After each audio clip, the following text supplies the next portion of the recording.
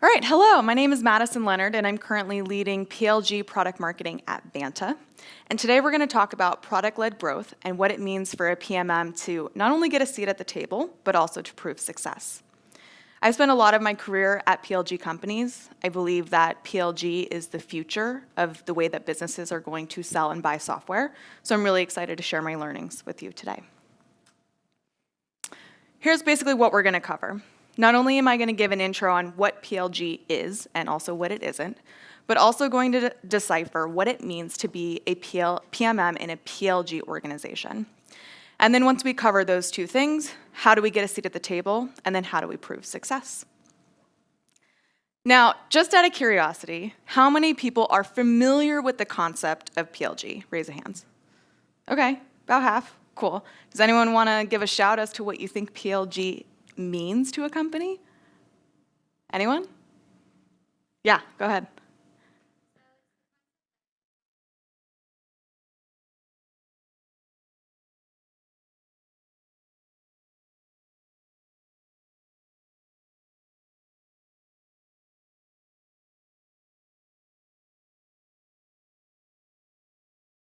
Yes, I love it. My job is here, it's done. You can come up and take over for me. So PLG stands for product-led growth, and it's essentially just a fancy way of saying that the user gets to experience value from the platform on their own without talking to sales, like you mentioned. Now, I think that, like I said earlier, this is the future of all B2B selling and buying. We're already seeing this come to fruition. Figma was just acquired for $20 billion by Adobe. And I think there's one interesting point here that often gets overlooked. And if you leave with one thing here today, it would be this point. PLG is not just singularly owned by marketing or by product. It is a company-wide strategy.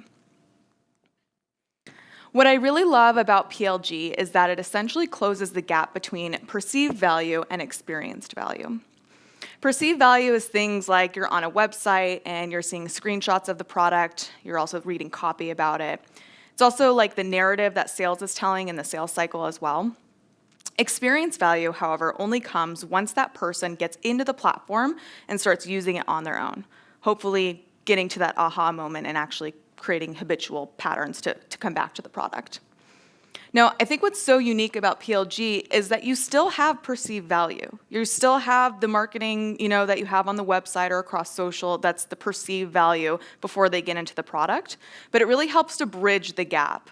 And in more traditional, sales-led growth motions that we know today in B2B buying, you only have perceived value. You only have what the sales reps are telling you.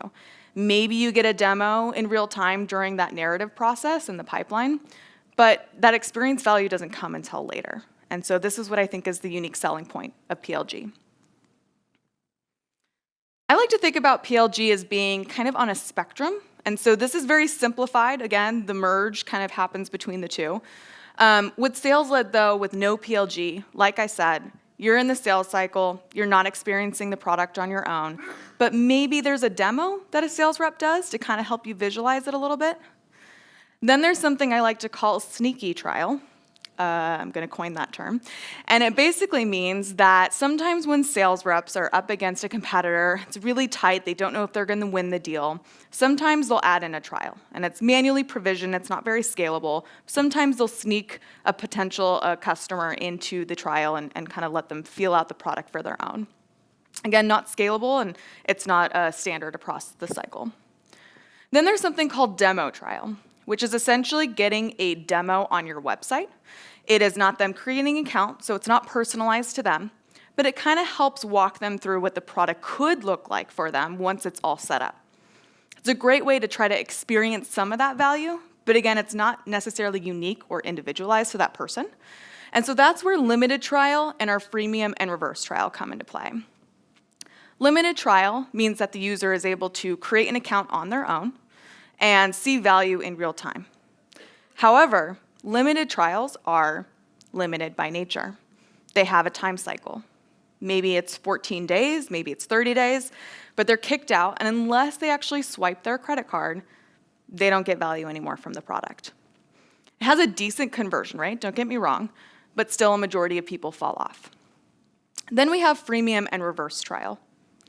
Freemium, we're all very familiar with today. There's a free product and it's free forever. You get into it, you can continue to use it for free on that base level. There are options to self-serve to an upgrade path, but it's mostly free. Reverse trial, I think, is the new wave of PLG, and it's basically combining freemium and limited trial together. With reverse trial, you basically come into the platform, you create an account, but instead of being kicked out of the platform altogether, you're just downgraded to the freemium account. This makes it really easy for people to continue to see value and upgrade when they want, and that's just adding to the word of mouth value that PLG has. So now let's talk about the difference between product-led growth companies and sales-led growth companies. From a product-led growth company, the mindset is really focused around the user experience and making sure that that value is delivered. Whereas the mindset for a sales-led company is more focused around revenue. Now, I do want to preface, I understand that all businesses are focused around revenue. Even for a PLG company, you need revenue to have a business. However, the path to revenue is very, very different. So with PLG, it's really focused across the user experience and around users acquiring other users. That user growth is really important, right? Getting as many people on the platform as possible to experience that value. Whereas with sales-led, it's really focused around the goal of closing deals, of winning deals and closing deals. And our marketing focus is much different too. Marketing with a PLG company is focused on getting that account actually created, whereas marketing is focused on generating leads for a sales approach company. Diving in, there are 3 different KPIs that are used very differently across PLG and sales-led companies. For PLG, we want users to acquire other users. Like I said, word of mouth is huge when it comes to PLG. So really making sure that we have ways for users to share and engage with other people who don't have accounts yet is how we get people coming back into the product on its own. Whereas acquisition in a sales-led company is actually very focused around generating leads, like we talked about earlier. From a monetization standpoint, making sure that we have self-serve options for people to swipe their credit card on their own, not talking to sales, versus that monetization is much different at sales-led, with actually closing contracts and getting in that sales funnel. And lastly, with retention. We want to make sure that people are habitually coming back into the product day after day, week after week. That type of retention is seen in a very small window of time. Usually you have 7-day retention, maybe 30-day retention. However, with sales-led, sometimes you don't even know if someone's retained until you go to renew their contract. And then you go, oh, they haven't been active in the platform for 6 months. And then maybe your success hosts these quarterly business reviews where they're showing them, again, the perceived value of the platform, but they may not actually be using it. So that retention piece is really different here between the two. And lastly, probably the funnest slide here, is why is PLG important in today's B2B selling environment? Not only do we have a competitive market that really kind of expanded as we went into a working remotely type of role, we also have tighter budgets. For example, as this economic downturn kind of persists, we have to really fight for a seat at the table to win these deals. But my favorite is actually that we have a new generation of buyers. Does anybody want to take a guess as to which generation holds the most purchasing power today? I heard Gen Z over here. Is that right? Gen Z? Yep. Anyone? Millennials? All about the same? What if I told you that millennials hold 60% of the purchasing power in today's B2B environment? Why is this important? Think about how millennials grew up on technology. They are used to self-serving these products on their own. They're used to learning about it on their own. If we are then requiring them to do a whole different way of trying software, it's really difficult for them. So this is why I think that PLG is the future, is specifically around this new buyer and how we can make it easier for them to get started in the platform on their own. So now that we've gone over what PLG looks like, we're going to talk about product marketing in a PLG company. There are subtle differences in this, but very important. And upon first glance, all of this may look pretty similar. So all product marketing has alignment, go-to-market strategy, we do launch, we do execution, right? But the way you do this in PLG very much differs from how you do it in a sales-led org. It really comes down to your target audience, your messaging, and your value props. In a PLG company, you're really focused around the individual user, right? And the individual user within a company is responsible for doing their job really effectively to contribute to the company goals, right? So that means that the messaging should be very simple and very focused on that pain point, with the value really being focused on how they do their job better or faster. This is very different than how we're talking to buyers. When we talk to buyers, we're talking to them as focused on the future. Here's the future state of your business with this software, right? All of our content is really thought leadership type of content.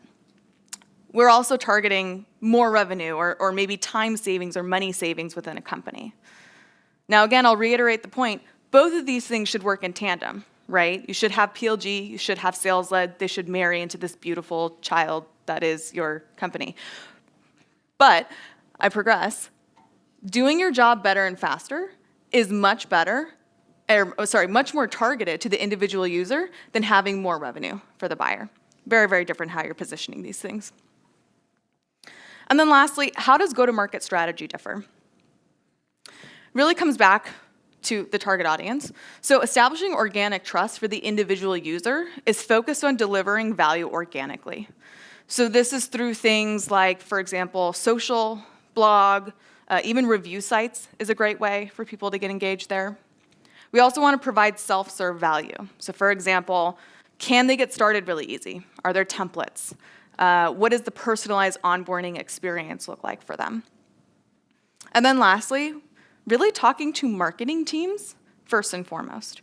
I know that in traditional kind of like the sales-led motion, product marketers are talking to sales. And not that that's not important, but the majority of what happens here is actually on the marketing team.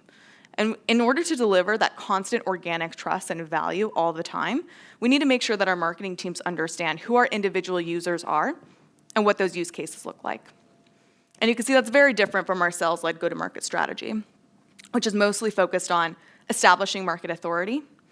This is like engaging with your analyst relations, maybe it's doing a report, generating leads, a lot of gated content involved, right? Not that free organic trust, that's gated content over there. And then executing with sales teams, enabling them on who the buyer personas are, maybe doing battle cards, kind of the things that we're normally used to in this environment. So we've gone over what PLG is and isn't. We've gone over what PMM's role in a PLG org looks like. Now let's talk about how to get a seat at the table. I love frameworks. I use frameworks as a part of every single thing that I do. And this is the framework that I use time and time again when I'm trying to get a seat at the table. Number 1 is develop extreme ownership. 2, create visibility. And 3, establish a cadence with leadership. For developing extreme ownership, I know this is talked about a lot, but I think a lot of it gets missed, and I don't think it's very well executed on. And here's why. When we talk about establishing a strategy ownership, I think oftentimes people forget how much that needs to be repeated consistently with stakeholders. So for this piece, I really recommend having this sort of elevator pitch, if you will, where you say, here's who I am, here's my role at the company, and then most important part of your elevator pitch is actually how it ladders back up into the business. What result are you going to have? What business impact are you going to have by leading this product launch or by doing this new initiative in the company? And probably my favorite is define swim lanes. I think many of us in the room can probably agree that the swim lanes are very blurry between product marketing and, let's say, content or sales enablement or other, departments within the organization. So really making sure that we identify what things we are fully owning versus what things we're supporting on versus what things we need to approve, and making sure that those swim lanes are very much defined. And then lastly, alignment as a deliverable. How often can you think of times where you don't have enough time in the day to hop on meetings with, executives or with leadership and give them updates on what's happening and make sure that they're bought into whatever big decisions you're making. Yet, this is an important part of product marketing's role. So really making sure that you have this listed as a deliverable is really important to ensure the success of your ownership. Step 2 is create visibility. I'm not going to go directly into this. You're welcome to take a screenshot. This is my template step-by-step guide that I use at every company that I'm at. And it's basically to create this async channel. I love Slack. Create an async channel and create self-serve material within there, right? You can kind of like post banners to the top of your Slack channel. This can be your positioning and messaging docs. This can be your project tracker. Whatever is going to be relevant for people to self-serve that information with. And then make sure you're posting updates frequently here. You really want to make sure that on a weekly basis at least, you're keeping those stakeholders aligned and informed.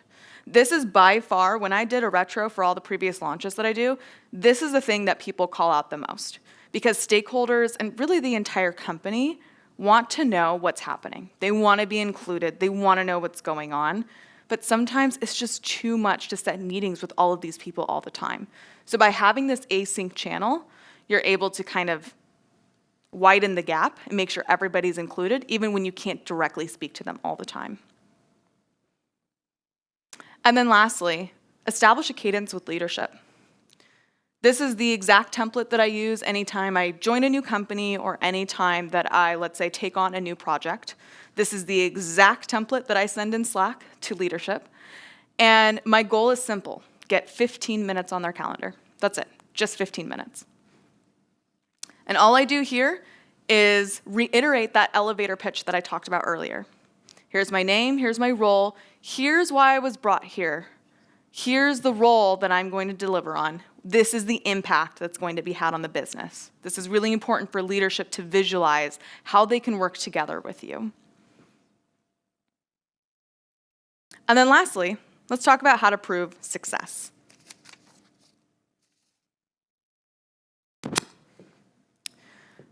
Love frameworks, like I said. So this is my framework for proving success. One is to develop a hypothesis, then start the PMM PLG framework, and then do a cross-functional retrospective.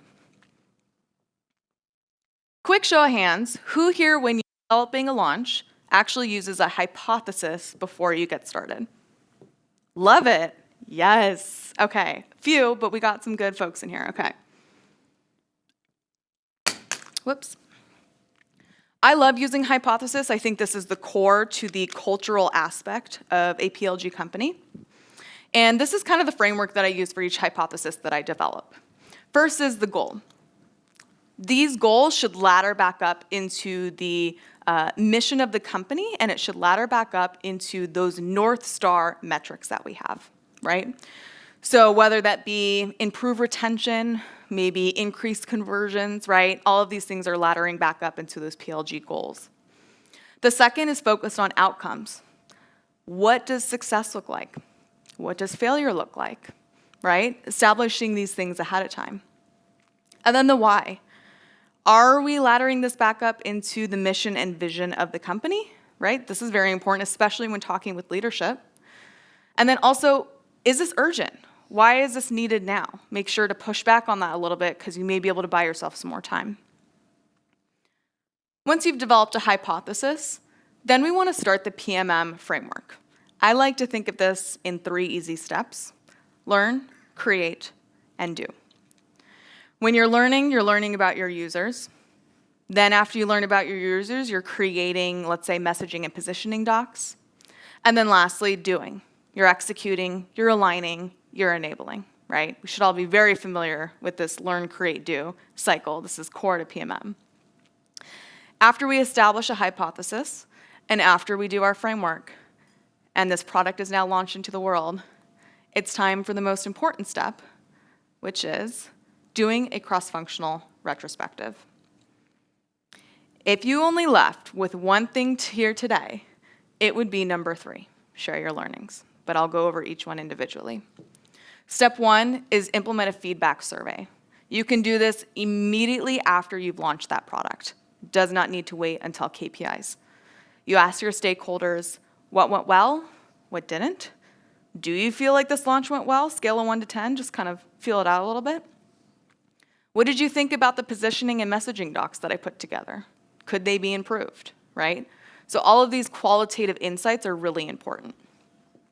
Step 2, gather KPIs, right? This sometimes can be done immediately. Usually you need a little bit more time to develop a kind of roadmap for what that looks like, right? An email, an hour after being sent, we really don't know what those KPIs are looking like. We have to wait a week, sometimes a month, depending on what's involved in that nurture cycle.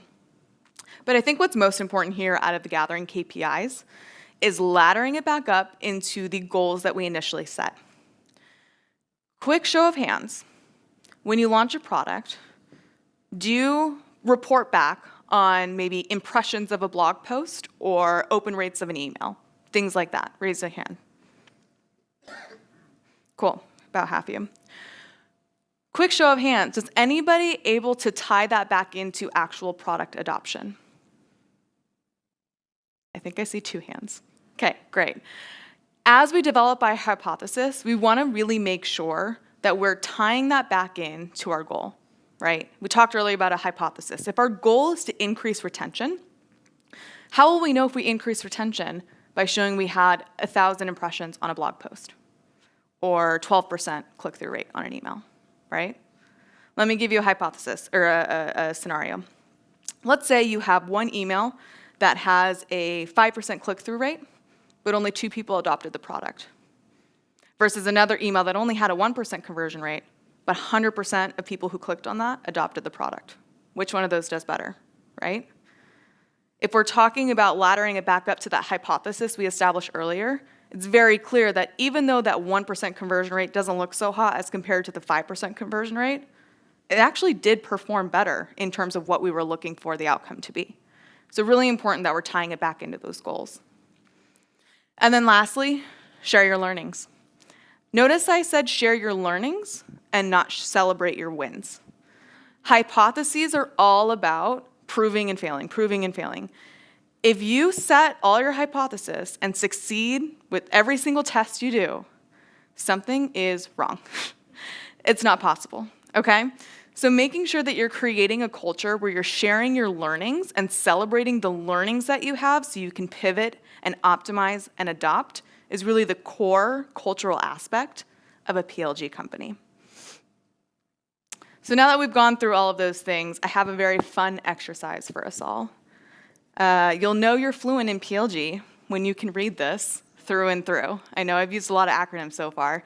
Does anyone feel brave enough to take a stab? Or even just shout out one thing you know in here. Customer acquisition cost, I heard. Yep, CAC, that's in the middle there. Lifetime value, yep, great. Product-led growth, also great. User-generated content, yep. So we got a few nuggets in there, I love it. Here's a sentence through and through. Unicorn product-led growth, business-to-business software as a service company. Organic growth with user-generated content and search engine optimization. No search engine marketing, AKA no paid. With network effects, less than a third customer acquisition cost over lifetime value. With 5% free-to-paid self-serve conversion rate and product-led sales go-to-market strategy. 85% closed-won deals via sales-assisted, product-qualified leads, hand raisers, and account-based marketing. Congrats, you're fluent in PLG now. If any of this was helpful or relevant to you, I also post about it weekly on LinkedIn, and this is the QR code there. Give me a follow and connect with me. Thanks, guys.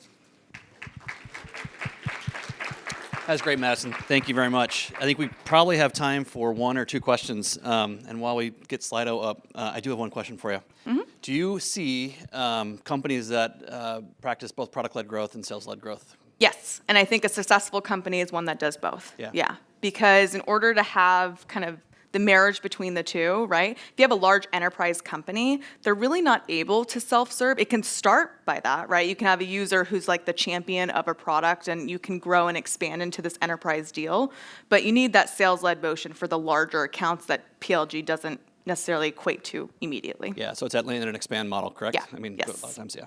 We see that quite a bit too in the SaaS side of things. So, I mean, one of the questions that is here is how do you transition from sales-led growth to product-led growth? Really tough. Really tough, yeah. I would say you need leadership buy-in for this. It needs to be set at the executive level, the CEO, because it is a mindset difference, like we were talking about earlier. If the mindset is still focused on revenue before user value and really the perceived value inside the product, you're not going to be able to make the transition. So really making sure that you have buy-in from that and that the entire company is on board for that cultural aspect of product experience being that focal point, then you can get buy-in and you can really make that happen. Yeah, it makes a lot of sense. Another one, great question. How do you visualize a non-UI product like APIs when you think about product-led growth? And then without a free sandbox, I mean, that's a tough one. That's a tough one, yeah. I would say you can do kind of an in-between point, like I was kind of mentioning with the demo on a website. So APIs are useful for when they're actually implemented. So showing examples of that can be really helpful. And even self-serve API connection. I mean, Zapier is kind of meeting that somewhere in the middle, right? So making sure that you can provide value through a visualization if you can't go all the way. All right, last one we'll take here. What does product-led growth look like when the SaaS products are very complex and require extensive implementation and data integration efforts to utilize? Yeah, I like this question. Good luck. So I would say it depends. So PLG is really focused on SMB and mid-market. Again, for those large enterprise deals, right, you can't go in with PLG to an established 30,000 person company and try to roll that out immediately. So that's where kind of the marriage between sales-led and product-led come together. And I think that for anything that requires extensive implementation, you're going to need that like sales-led piece where you have a CSM do the implementation and onboarding process if you have a large team. If you don't have a large team, let's say you're a team of even 20 people, you should be able to self-serve that onboarding and make it easy for people to get started in your platform. There should be a way for you to do that at least fully, if not 80% of the way there. Yeah, makes a lot of sense. Yeah. Thank you. A lot of great insights in your presentation. Thanks. Appreciate it.